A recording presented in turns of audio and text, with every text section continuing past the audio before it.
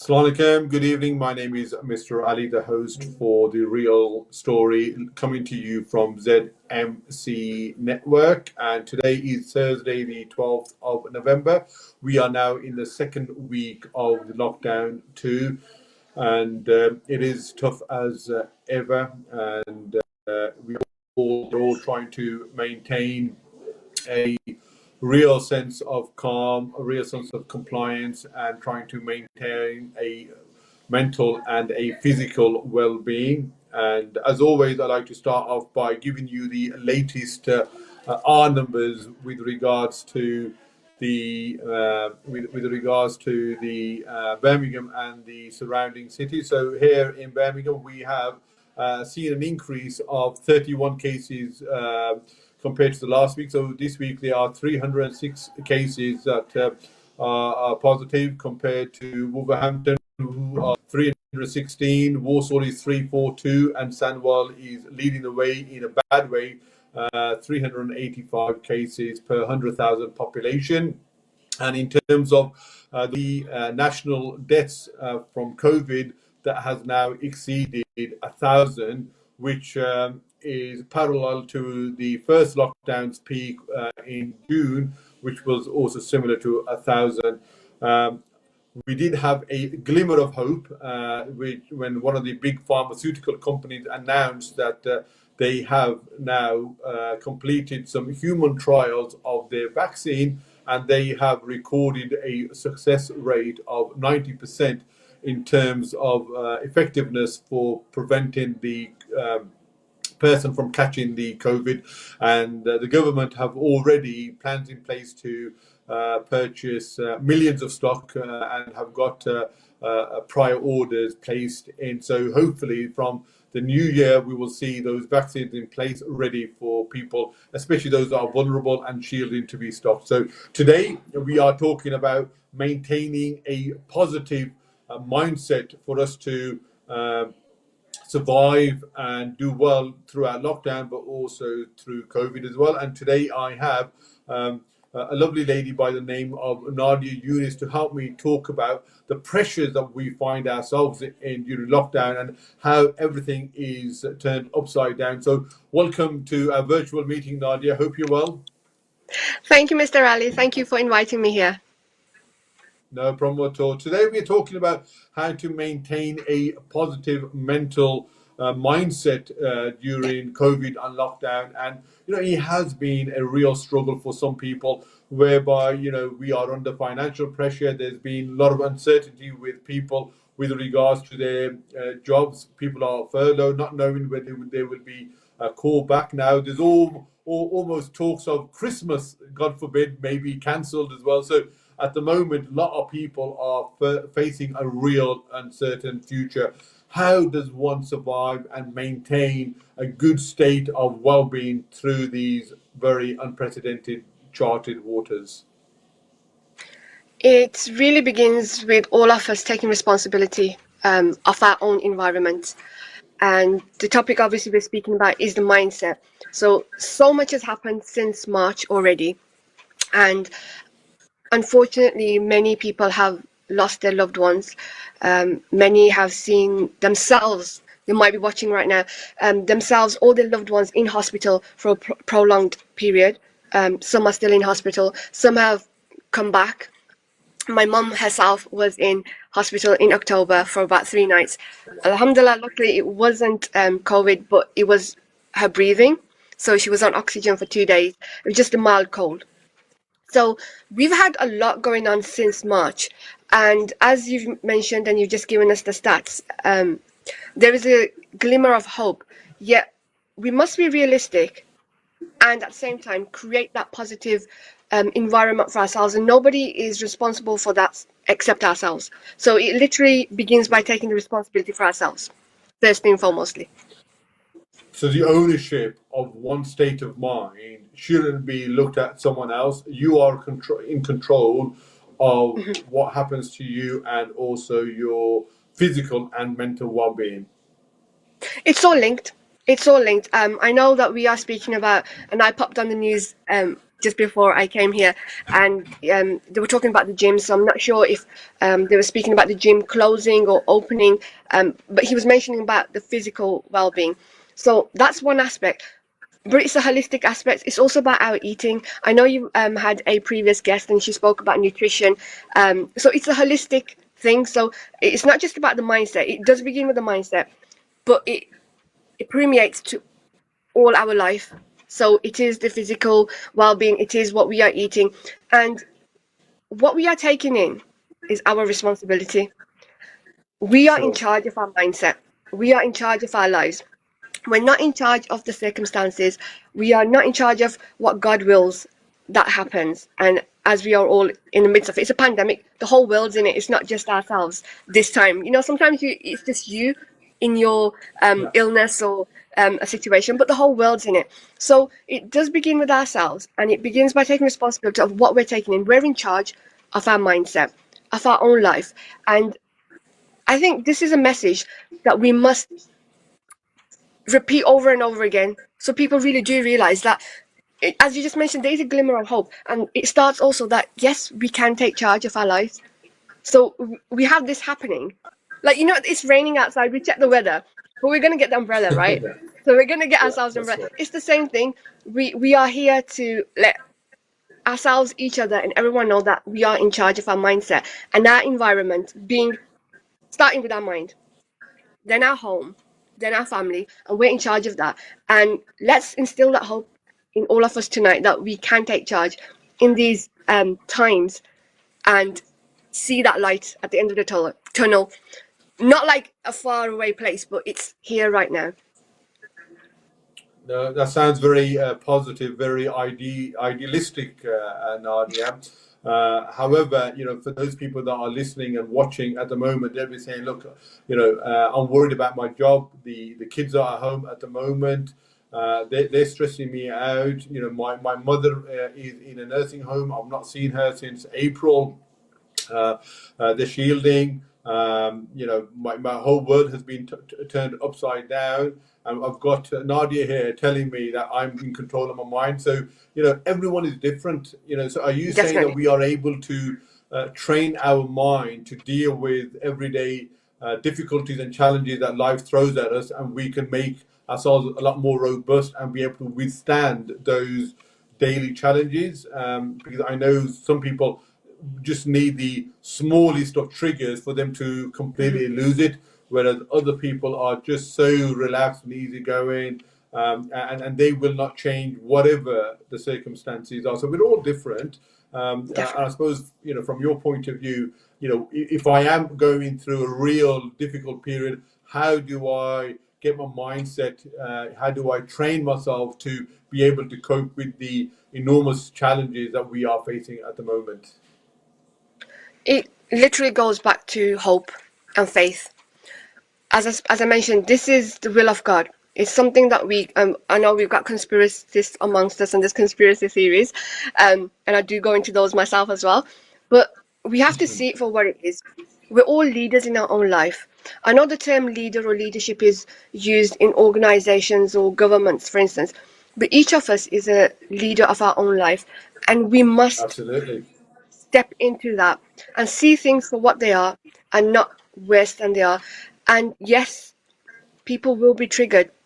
Some will be triggered by the smallest of things, but this is your opportunity now to step into this and take charge of yourselves, because you honestly are in charge of your life, despite what anybody has said to you or you being trained, because we've been trained from a young age. We have negativity around us all the time. Depending on the cultures that we come from as well, there's certain terms that people always Sure. use, for instance. But this is a time to step into. It is idealistic, but if there's, I mean, tonight is not. We don't have enough time to go through many stories of people who've gone through the worst and come out of it where there was possibly no hope. But what I would say is this is a time for us to really get within ourselves and have that self reflection and awareness moment. What triggers us? What actually triggers us? Is it when a specific somebody says something, or is it something that we are watching? Now, a practical thing that we can do is Do we need to watch that? I know we're keeping up with the news, but do we need to keep up with the news 10 times during the day? Or can we just do Sure. that once a day?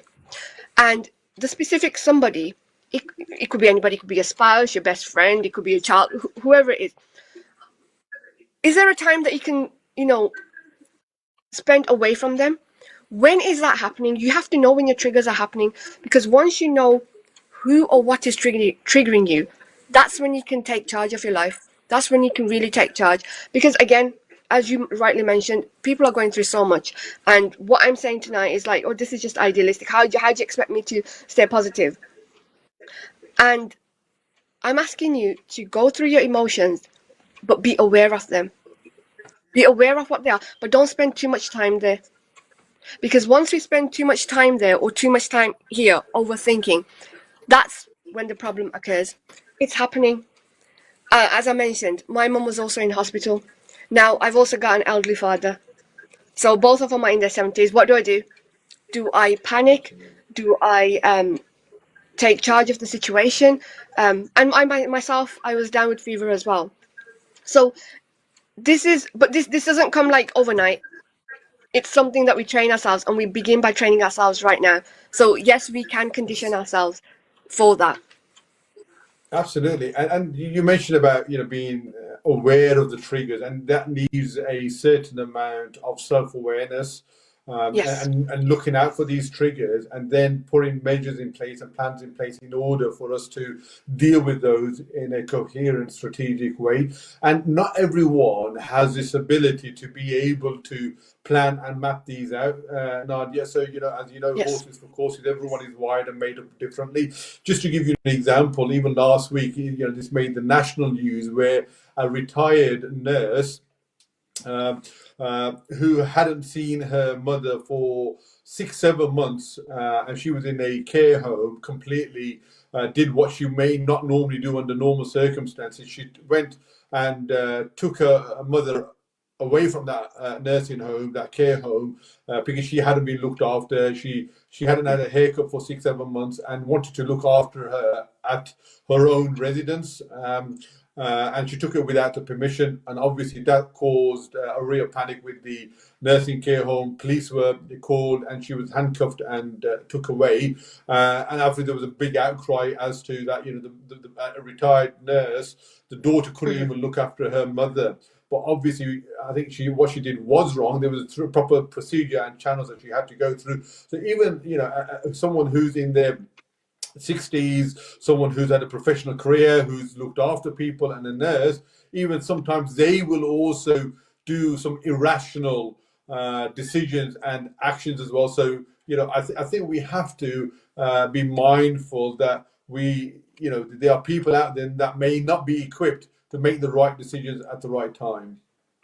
No, definitely. But this is where the support system comes in, and this is where we need more support system within our communities, within our own community in the B8, for instance. And forgive me if I'm wrong, and correct me if I'm wrong. There aren't that many provisions for the elderly, for instance, or for those who are working as nurses or doctors, for instance. And those are the frontline workers, and they've been in it since early March. So I don't see that there's any kind of support system that's within our communities, but that's what we need to create. Um, would that be a government initiative? They need to look into it. That's my personal opinion. But as community workers, I think that we can take responsibility for that. For instance, we have a neighbourhood watch on our road. That came about. That's another story, but that came about 3 years ago when my family and I were victims of an armed robbery hostage, and I went through all the stages of grief, all the 5 stages of grief, and it was a until the 13th week, for instance. I was trying to help myself. It got to a point where, you go from the anger to the frustration to the fear. And it got to a point where I need to do something. And that's when yourselves and everybody within the community has just saw me basically almost for the first time, because I've been doing my work from home. But this is where it was something to help myself. I had to do something to help myself, because it did lead my mental state in a very negative place. But then because I'm a coach and because I've been doing this work for a long time, I also knew that I had to get myself out of it, and nobody else is going to help me until I don't reach out for the help. So Absolutely. I created that for our road, and we have a WhatsApp group for it, we have a Facebook group for it.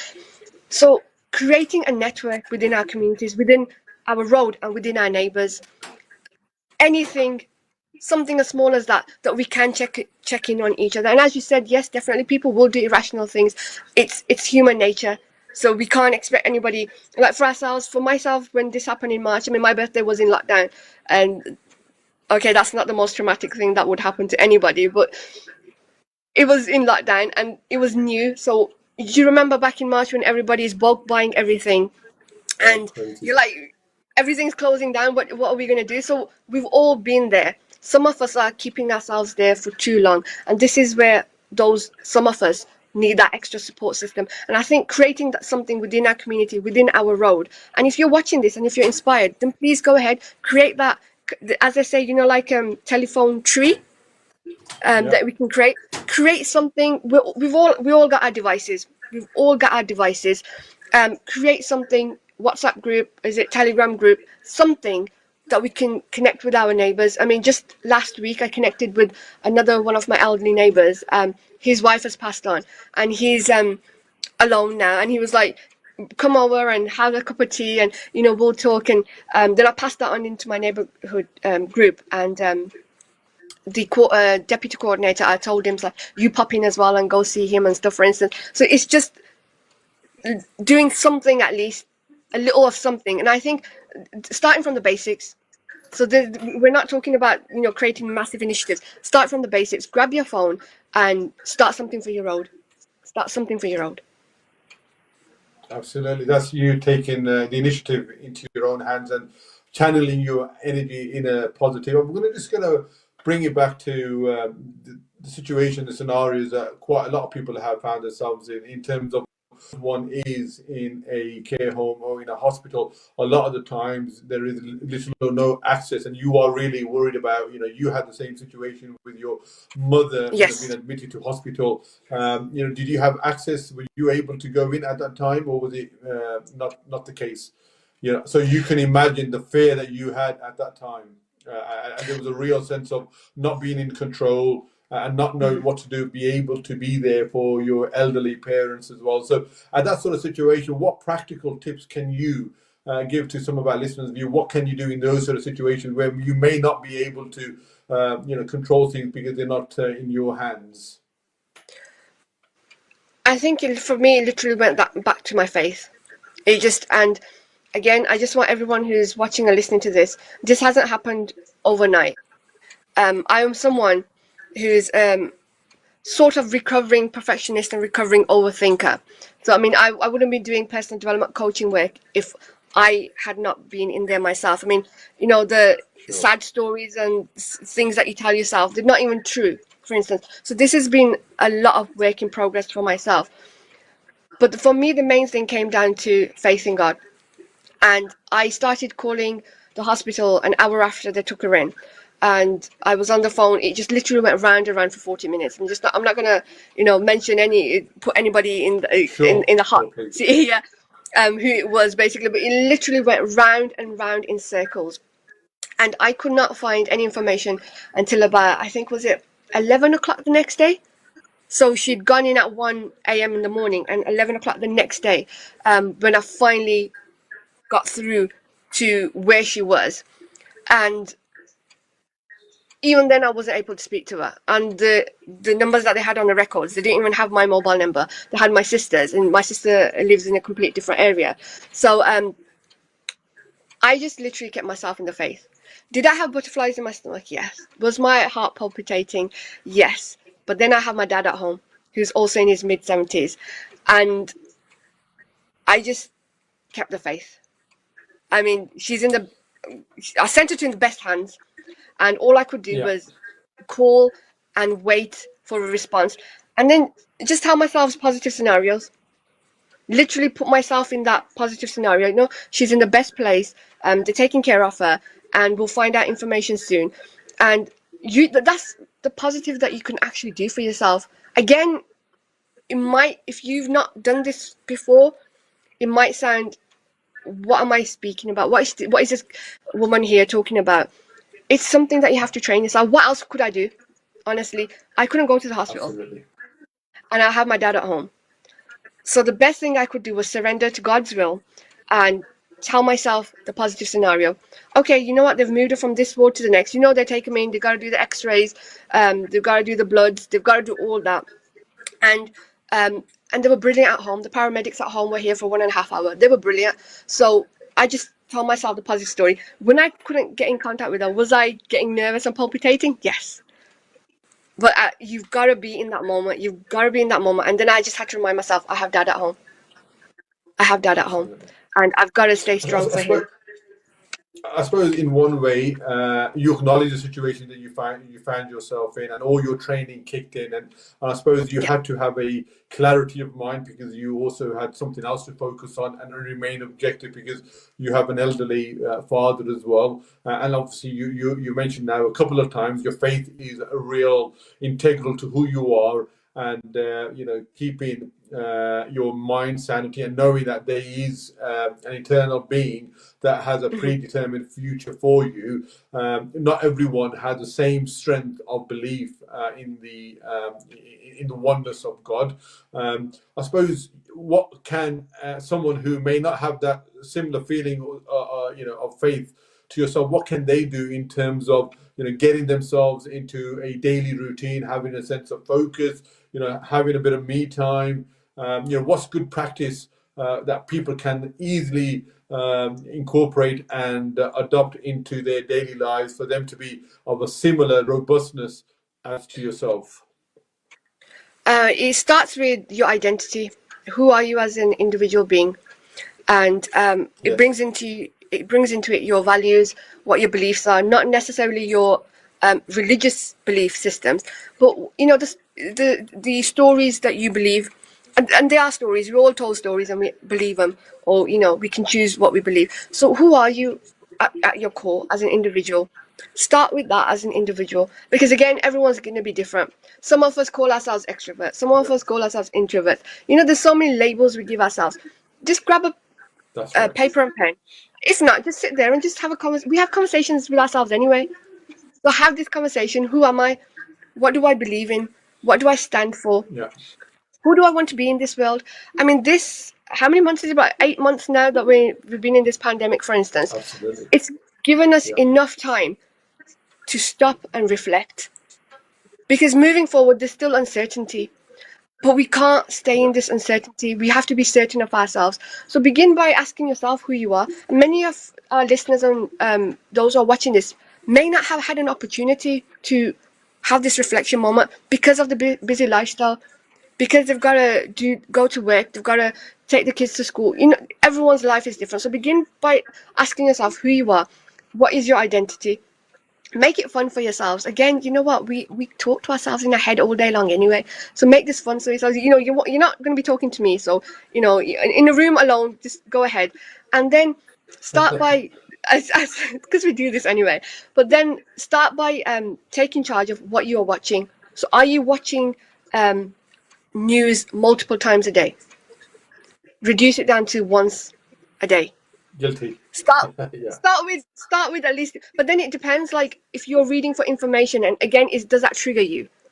For instance, when we had our robbery situation, for a couple of months after, I would continuously read about stories about next burglary, but then I was staying in that state of fear. It wasn't affecting the burglars out there. It was affecting me, affecting sure. my health, my sleep, my mental state. So then that's when I had to take charge of myself.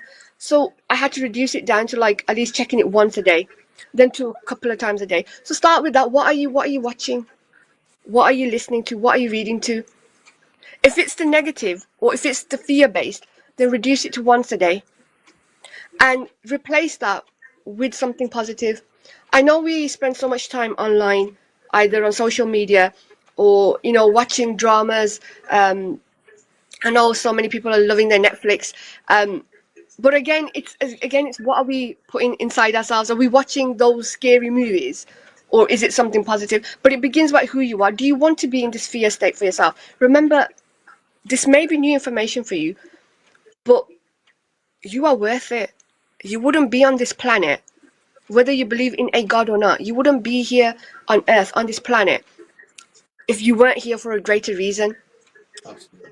And maybe it's been this long that you don't know what that reason is, but now give yourself the opportunity.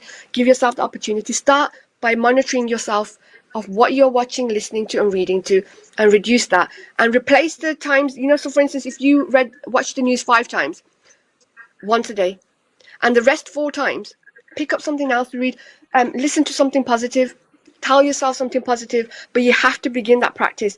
Even if it's 1 minute, 2 minutes, go in front of the mirror, stand in front of the mirror, and tell yourself that you love yourself. How many people do this? We don't do this. So these are just basic things. I mean, we can go on for a long time with this, but start by 1 minute. Just give yourself 1 minute. You've got 1 minute, and you can give yourself 1 minute. And then once you give yourself that positive, there's your brain's gonna say, oh, this is interesting, I quite like this. It's like eating that dessert, that chocolate cake, and you're like, oh, this is nice, I'm gonna do more of this. Give yourself that positive, and you'll be able to build on it. But the key is consistency. So even if you do it for 1 minute today, tomorrow I'm gonna do it again for 1 minute, then the day after for another minute, and the day after for 2 minutes, and build upon it from there. But really what I want to impart is we need to and we must train ourselves, because you are here for a greater purpose. And if you don't know what that is, you need to find out for yourself. But you're not here just for the negativity or for the pain or for the hurt. And yes, you may have had years and years of that. As I said, we don't have enough time for me to sit here and cry about my life story, to connect with you on a deeper level. But yourself, Mr. Ali, I mean, you've lost parents as well, and your mother recently as well. It's every single one of us is going through something. So give yourself an opportunity. Start today. Start right now. And after watching this, after listening to this, say, you know what? I'm not going to watch the news for tonight. I'm just going to listen to something positive. I'm going to read something positive. Or I'm going to think about positive. What do you want out of your life? These are basic coaching questions that, obviously would happen in a coaching scenario. But start with at least 1 minute. You've got 1 minute. Come on, I challenge you. For the next 7 days, 1 minute a day. Tell yourself something positive. Look in the mirror and say, I'll you know sign up what? to that, You're amazing. Nadia. 1 minute, Mr. Ali. Look in the mirror every single day and say, you know what? I'm amazing. I do a lot of great things for people. I know people say, oh, but that's arrogance. No, arrogance is when you put somebody else down and say, oh, look at me, I'm doing all this and you're not. But just look in the mirror and say, you know what? I'm hosting the real story. I'm bringing people on to help other people. How amazing am I? So try that for 1 minute and I'm report going to back in accept your 7 days. challenge. Yeah, I'll accept your challenge, but I'll increase it to 2 minutes, really, if I can. There you go. These are the No, high that's fine. achievers and overachievers. No, absolutely. I think for those of you who just joined in, I have Nadia Yunus here, who is a life coach. We've got just a few minutes now, just to sort of summarize and things up. You've been really positive and inspirational. Really, not enough people get a chance to just acknowledge the situation. Sit back and really have a little think of how they can make their situation better and take things control for themselves. And the key to all that is having a steps in place and keeping a positive mental attitude. And the thing that you've said it enough, I think, as a community, we are very good at belittling or, selling ourselves short. We have to, if we don't love ourselves, no one else will. If we aren't positive, if we aren't good person to be around with, then don't expect anyone to be with you. Be radiant, be confident, and absolutely, as you said, have that self-awareness, have that acknowledgement that you are unique, you are one of a kind. The Almighty has made you for a sense of purpose, for a cause, and accept that with both hands. So I'm going to let you now just bring the whole matter to a close, really, and give a real positive message for our viewers that we may be under uncertain times, but it's up to you how you accept that challenge and how you grasp it and how you deal with it. Do you know negativity is contagious?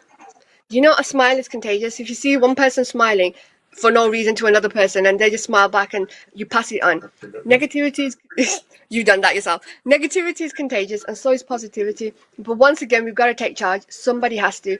And so much has happened and so much is going to happen. Are we going to stay in this uncertainty? We have to step into taking that responsibility for ourselves.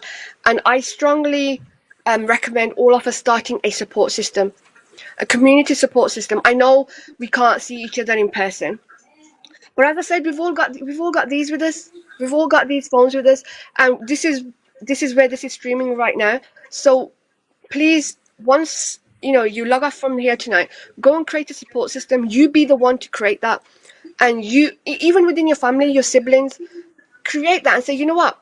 Just the way we update each other. You have your family groups. Just the way we update each other with the family challenges or what the negativity. Let's post something inspiring every day, one thing every day, and Sure. that's how you build up on it. And I think, just to close, I think if we can create some more support systems within the community. So, as I mentioned, I have a neighborhood watch scheme that I started for my road. We opened it up to the B8 community, and we've got the Facebook group for that. So we invited the larger B8 community because it was what everyone wanted. But within that, you'll see Sure. yourself. I always recommend you to start one for your own road. If you don't want to start a neighborhood watch, just on your phone, go to your neighbors, knock on your door. They know you. You've been there for a long time. Ask how you doing. Is there some way I can support you? Because by supporting others, you're also supporting yourself. By helping others, you're helping yourself. And after our robbery incident, the only way to help myself was to help others. Step out there to help others. By helping others, I was also healing myself. So Sure. go out there and create that support system and begin right now, because life is uncertain. Even if COVID is over tomorrow, there's going to be other uncertainties that are going to happen on individual levels. But it's up to us to keep ourselves in that state so we can see the positives within the chat, because the challenges do have positives. It's because we keep ourselves in that negative state and our emotions for too long that we can't see the positives. So you know what? Again, exercise. If you can't go out to exercise, do star jumps in your living room. Just do star jumps. Get up and move. Just by get up and moving and stretching, you're doing something. So these are little things that we can do. And if we can all create a support system within our communities, within our roads, then everyone can coach each other on these. If I don't see you again, for instance, at least you've got, on your WhatsApp, for instance, you've got a group that's created that say, did you stretch today? Did you smile today? As simple as that, and see the difference that will create. And yes, it's a long-term difference, but it will begin. I assure you that it will begin. Thank you. That is the amazing Nadia Yunus, who is a life coach, a mentor, and someone who really empowers people. And I think we know that at some point, this whole COVID, which is a semi-permanent situation that we may think that it's never going to end, but I can assure you it will end. But the life coaching techniques and the tips that Nadia has given us, these are something that you can incorporate well beyond from COVID as well. And these are daily techniques that you can adapt in order to ensure that you are living a fulfilling and a real productive life, both physically and mentally. And what you'll find is certainly the benefit that you are in a nice, happy glow for yourself, but also for your family and friends as well. I hope you found it useful. Continue to maintain the hands, face, and space. Continue to look after yourselves and each other, and hopefully things will be better sooner than later. As always, please keep me and yourselves in love and care. Look after yourselves and each other. Until next week, God bless.